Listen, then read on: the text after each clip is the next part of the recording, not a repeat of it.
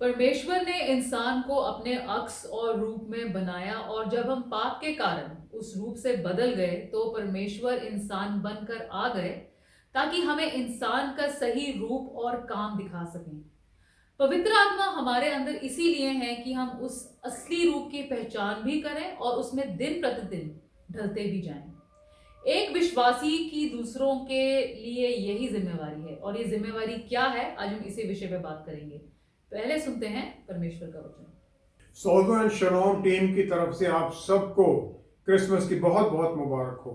परमेश्वर का वचन हमने गलातियों के नाम पौलुस रसूल की पत्री उसका 4वां अध्याय उसकी 19वीं आयत से लिया है। यहाँ इस प्रकार लिखा है, हे मेरे बालकों, जब तक तुम्हें मसीह का रूप ना बन जाए तब तक मैं तुम्हारे लिए फिर जच्चा की सी पीड़ाएं सहता हूँ। इच्छा तो ये होती है कि अब तुम्हारे पास आकर और ही प्रकार से बोलूं, क्योंकि तुम्हारे विषय में मैं उलझन में हूं। परमेश्वर का वचन पढ़े और सुने जाने से आशीष हो। आमीन। प्रभु यीशु का परमेश्वर होते हुए इंसान बन जाना, इसका सही मकसद क्या है? उत्पत्ति पहला अध्याय 26-27 आयत में परमेश्वर ने इंसान को अपने अक्स और रूप में, इमेज और लाइकनेस में बनाया, और ये उनकी आज्ञा ना मानने के बाद में ये रूप बिगड़ गया। जब ये बदल जाता है तब इंसान की जो नेचर बदल जाती है, उसमें जानवरों जैसे व्यवहार की बातें आ जाती हैं, और फिर यही शारीरिक जो व्यवहार है ये आत्मिक व्यवहार के ऊपर हावी हो जाता है, और इसके कारण परमेश्वर की हजूरी से इंसान को निकाल दिया जाता है। परमेश्वर ने हर चीज अपने वचन की शक्ति और पवित्र आत्मा परमेश्वर के साथ बनाई, और क्योंकि इंसान को उन्होंने अपने अक्सर रूप में बनाया तो उसे भी यही बल उन्होंने दिया था।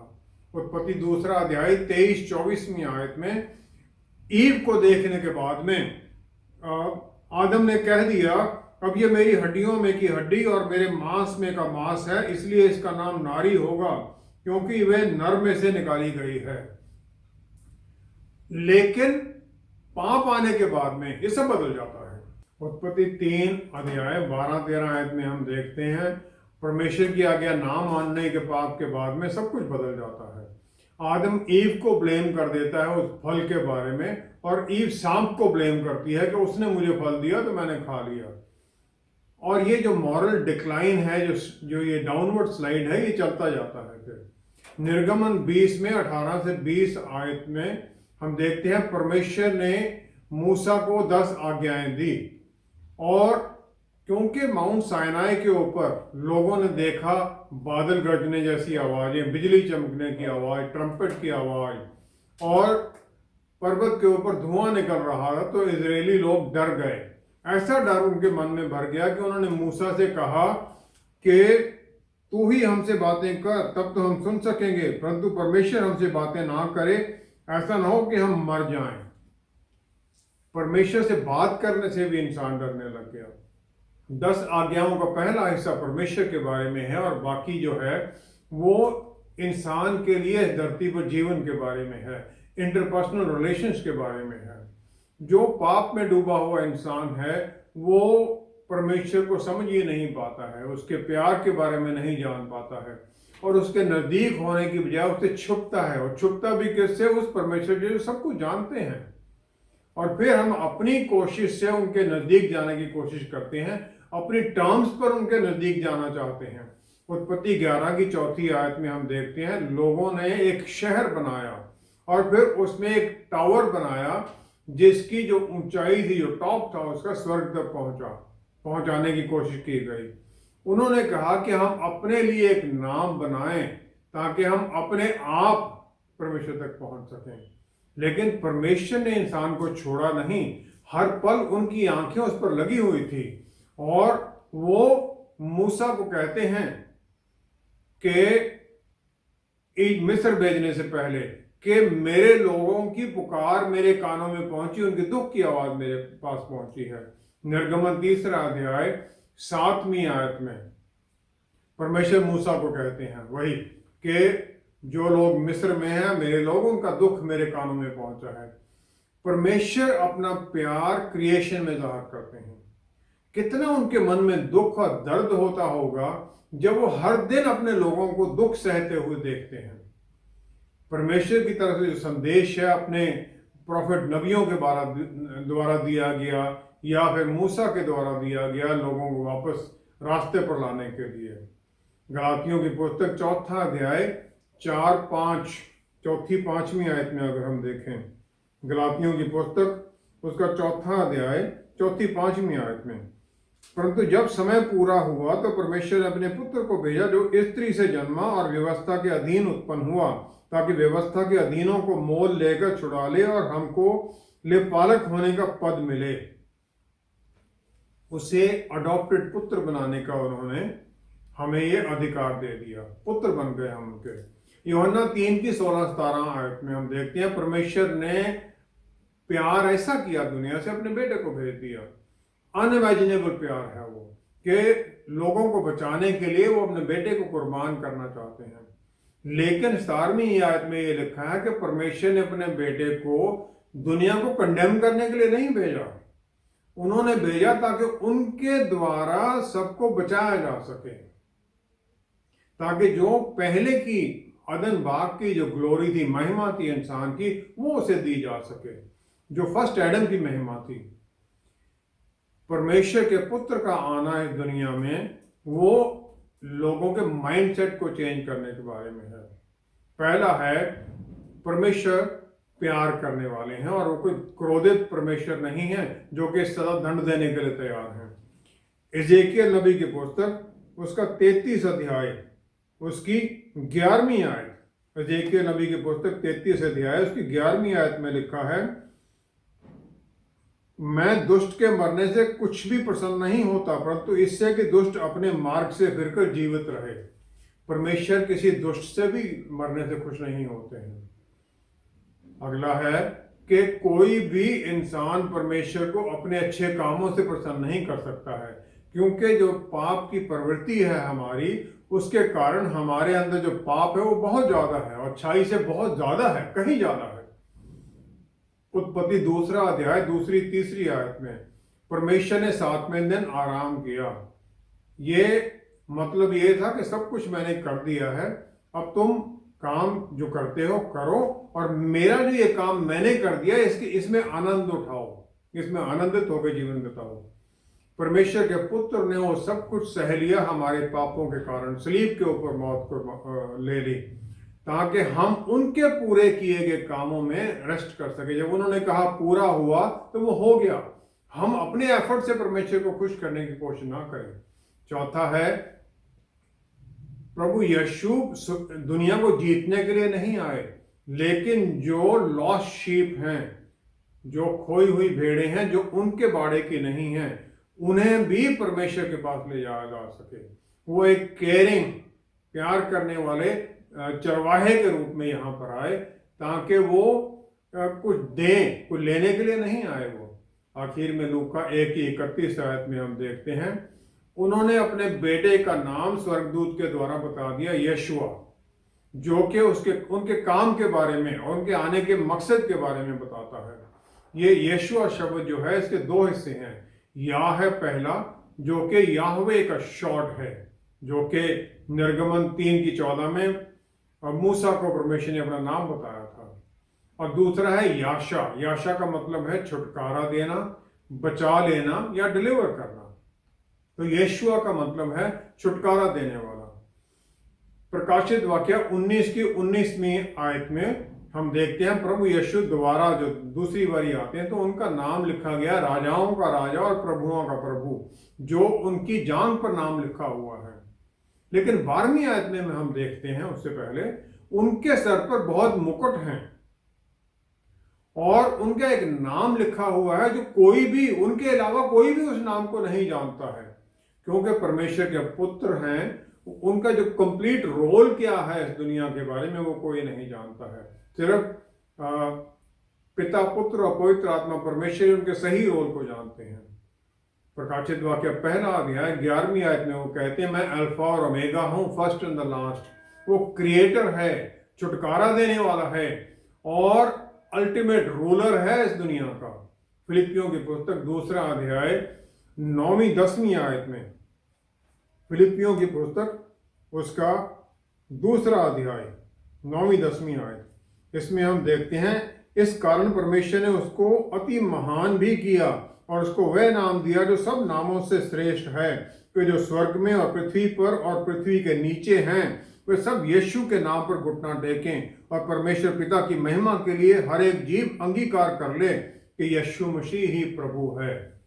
11वीं आयत में ये यीशु मसीह ही प्रभु लिखा गया है। जब हम ये मान लेते हैं तब समझते हैं कि परमेश्वर प्रभु यीशु है कौन, क्या है वो, उसको फिर जानना, उसके नजदीक जाने की फिर हम कोशिश करेंगे। जब हम उसे पहचानेंगे तभी तो उसके नजदीक जाने की कोशिश करेंगे।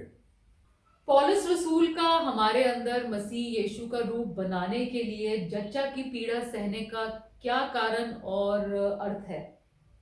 पौलुस रसूल को प्रभु यीशु ने चुना कि वो जंटाइल जो यहूदी नहीं है उनमें वचन का संदेश लेके जाएं, और फिर उन्होंने उस इलाके में बहुत चर्चें स्थापित किए। गलातिया भी उसी का एक चर्च का, उसी तरह का एक चर्च है। गलातिया में लोगों को जो जूडाइजर्स थे, जो यहूदी लोगों से वचन में आए थे, उनके प्रचार से भ्रम में डाला गया कि खतना करना और मूसा के लॉ को मानना विश्वास के साथ साथ जरूरी है ताकि मुक्ति पाई जा सके। गलातियों की पुस्तक 4 अध्याय 19वीं आयत में फिर वो अपने काम के बारे में बताते हैं। वो कहते हैं, जब तक तुम में मसीह का रूप ना बन जाए तब तक मैं तुम्हारे लिए फिर जच्चा की सी पीड़ाएं सहता हूं। 2 चीजें इसमें कह रहे हैं वो। एक तो ये है कि जब तक तुम्हारे भीतर प्रभु यीशु का रूप ना बन जाए, दूसरा मैं जच्चा की पीड़ा सहता हूं। पुराने नियम में मेडिकल फैसिलिटी इतनी ज्यादा नहीं थी, प्रिमिटिव थी, और बच्चे का जन्म होना, पूरी प्रेगनेंसी का हो जाना एक चमत्कार माना जाता था। बहुत औरतों की इससे पहले ही मृत्यु हो जाती थी या जन्म देते हुए मृत्यु हो जाती थी। पहला राजा 17वीं आयत में एलिया नबी है टिशबी, जो कि राजा अहाब को कह देता है कि मेरे वचन के बिना ना बारिश होगी ना ओस पड़ेगी, और फिर हेवन सील हो जाते हैं और बारिश नहीं होती है। फिर 18वें अध्याय में 41 से 46 आयत में अगर हम देखते हैं, उससे पहले वो बाल के जो आराधक हैं, उनके जो याजक हैं, उनको वो हरा चुके हैं, उनको मारा जाता है। उसके बाद में वो एलिया नबी चले जाते हैं कार्मल जो है पहाड़ी, उसके ऊपर, और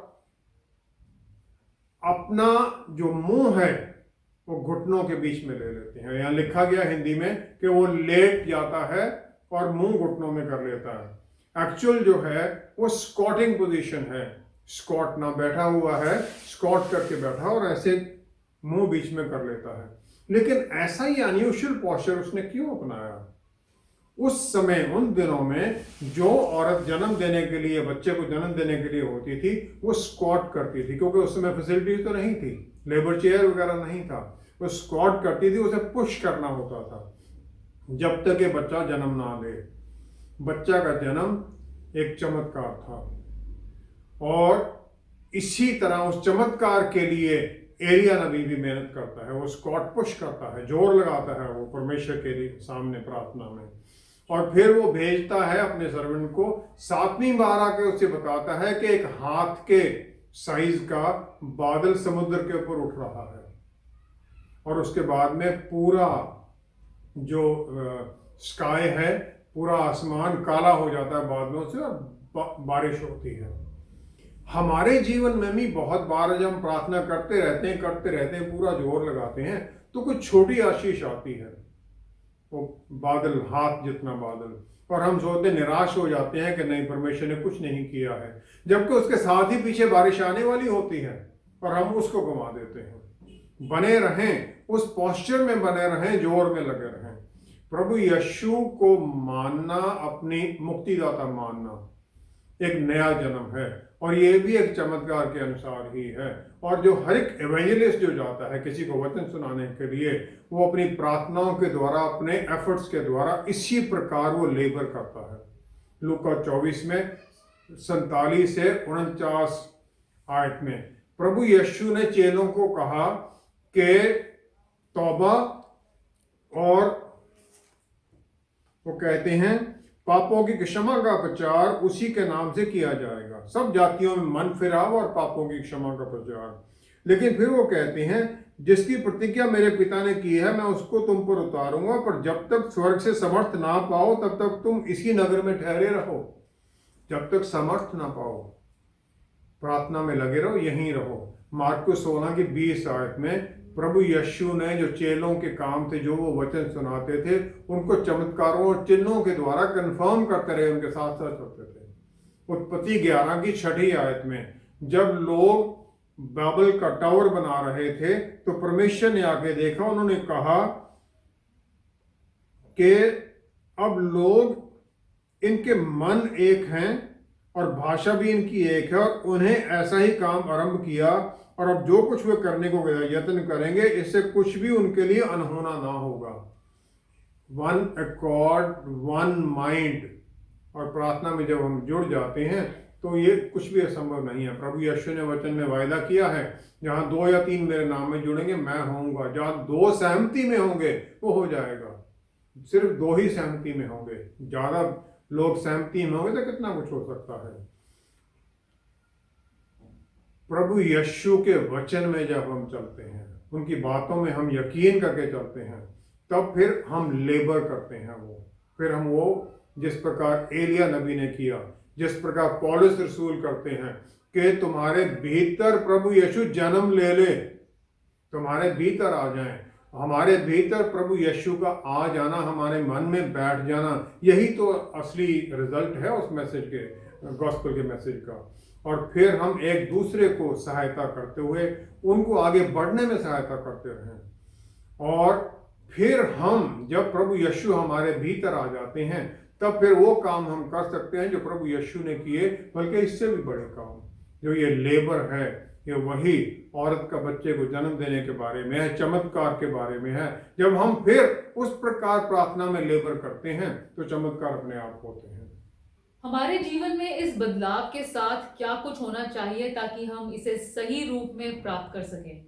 संत मत्ती की इंजील 3 अध्याय 2 आयत में जो पहला वचन जो प्रचार किया गया, यूहन्ना बपतिस्मा देने वाले ने कहा मन फिराओ क्योंकि स्वर्ग का राज्य निकट आ गया है। Repent for the kingdom of God is near.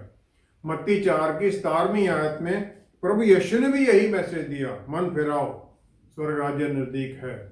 जो रिपेंट है इसका जो हम ये मानते हैं कि हम बुरे कामों को छोड़े, परमेश्वर की तरफ जुड़ जाएं। और ये एक वार्निंग के तौर पर मानते हैं, बदल लो नहीं तो फिर क्या होगा समझ लो, नरक में जाओगे। एक इंप्रेशन दिया जाता है परमेश्वर क्रोधित है और लोगों को वार्निंग दे रहा है, मैं तुम्हें नरक में डाल दूंगा।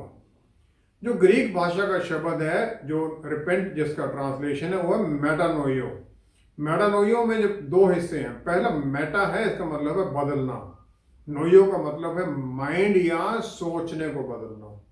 इसका सही मतलब बन जाता है अपने विचार को सोचना बदलाव के बाद में। बदलाव क्या है? रिपेंट। बदलाव प्रभु यीशु को जानना, उसके साथ विचारों को बदलना, उसके साथ फिर चल जाना, उसके साथ चलना।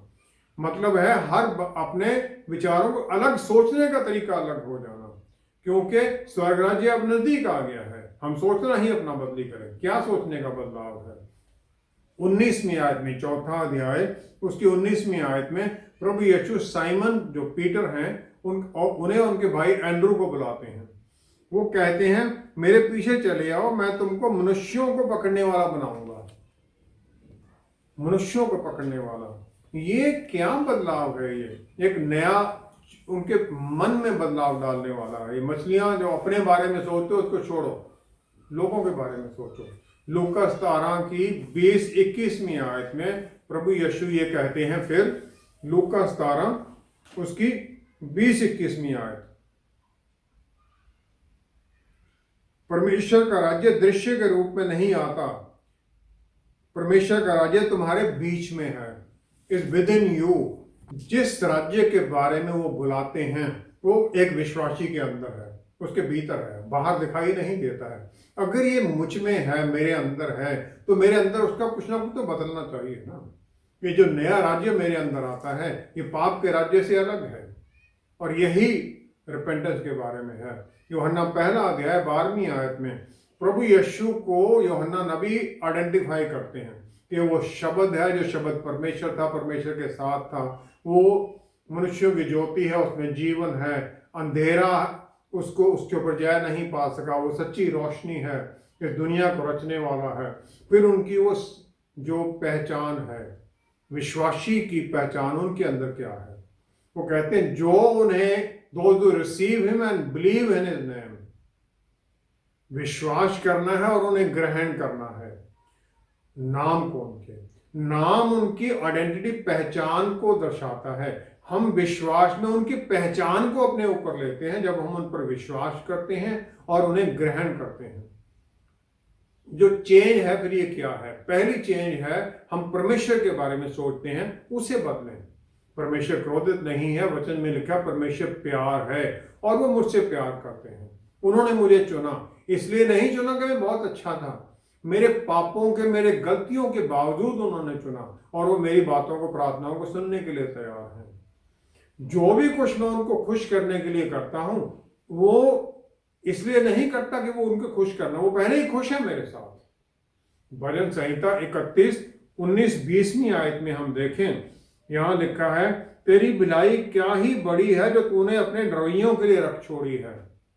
कितनी आशीषें आपने उन लोगों के लिए रखी हैं जो आपका आदर करते हैं, आपका डर, भय मानते हुए आपका आदर करते हैं, और फिर वो हमें बुराई से बचाते हैं।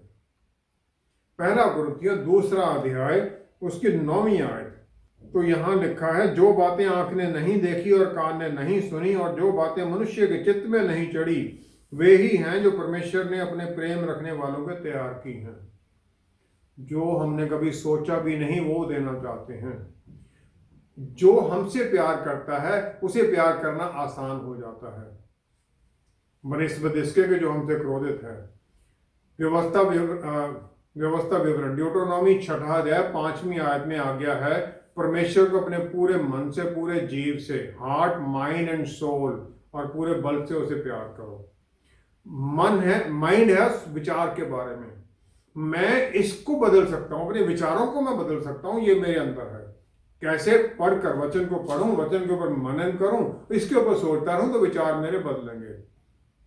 लेकिन जो हार्ट है मेरा, ये रिएक्शन है, किस प्रकार मैं रिएक्ट करता हूं किसी इनपुट के ऊपर, इसे बदलना मेरे लिए मुश्किल है, क्योंकि एक संस्कार के तौर पर मेरे भीतर दिया गया है। इसे सिर्फ परमेश्वर ही बदल सकते हैं। मैं उनसे प्रार्थना करूं। इब्रानियों की पुस्तक 10वां अध्याय उसकी 16वीं आयत, तो यहां लिखा है, मैं जो वाचा मैं उन दिनों के बाद उनसे बांधूंगा वह ये है कि मैं अपने नियमों को उनके हृदय पर लिखूंगा और मैं उनके विवेक में डालूंगा, मैं उनके हार्ट और माइंड में डाल दूंगा। फिर हम परमेश्वर से आशीष मांगे कि हमारे मनों को बदलें वो, और फिर अपने बारे में जो विचार है उसे भी हम बदलें। पहला पत्रस 2 अध्याय 9वीं 10वीं आयत में हमारी पहचान क्या है विश्वास में। पत्रस कहते हैं, तुम एक चुना हुआ वंश, राजपदाधिकारी, याजकों का समाज और पवित्र लोग और परमेश्वर की निज प्रजा हो, इसलिए कि जिसने तुम्हें अंधकार में से अपनी अद्भुत ज्योति में बुलाया है उसके गुण प्रकट करो। हमें ये सब टाइटल दिए गए ताकि हम उनके गुण प्रकट करें। रोमियो की पुस्तक 8वां अध्याय 17वीं आयत, हम परमेश्वर के बच्चे होने के कारण उत्तराधिकारी बन जाते हैं, लेकिन उनका पुत्र उनका उत्तराधिकारी है। हम प्रभु यीशु के साथ जॉइंट एयर बन जाते हैं, जो कुछ भी पूरे ब्रह्मांड में है, जॉइंट एयर है हम उनके साथ, और फिर विश्वास में वो सब कुछ हमें मिलता है अगर हम उनके साथ दुख भी दूसरों के लिए उठाते हैं। जो शेर है वो जंगल का राजा माना जाता है, किसने उसे सिखाया कि वो राजा है? बड़ा नहीं है सबसे वो, लेकिन वो चलता है, बिहेव करता है जैसे कि वो राजा ही है, और वो चलता है, मानता है वो।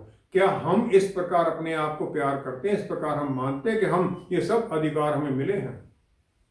तीसरा है, अपने बारे में हम सोचना बदलें, और जब मैं अपने आप को प्यार करता हूँ, फिर मुझे ये अपने आप का ध्यान रखना भी आसान हो जाता है। मेरा शरीर, मेरा जो पूरा होंद है मेरी, मैं उसको ठीक करना चाहता हूँ। मैं अपनी इच्छाओं को कंट्रोल करने लग जाता हूँ। खाना क्या है मैं उसको देखता हूँ, क्योंकि मुझे पता है ये शरीर मुझे परमेश्वर ने दिया है, इसे मुझे परमेश्वर के लिए इस्तेमाल करना है। और फिर हर दिन मैं परमेश्वर की आराधना की तरफ जुड़ता जाता हूँ। फिर मेरे लिए आसान हो जाता है परमेश्वर का धन्यवाद करना, प्रार्थना करना, वर्शिप करना आसान हो जाता है।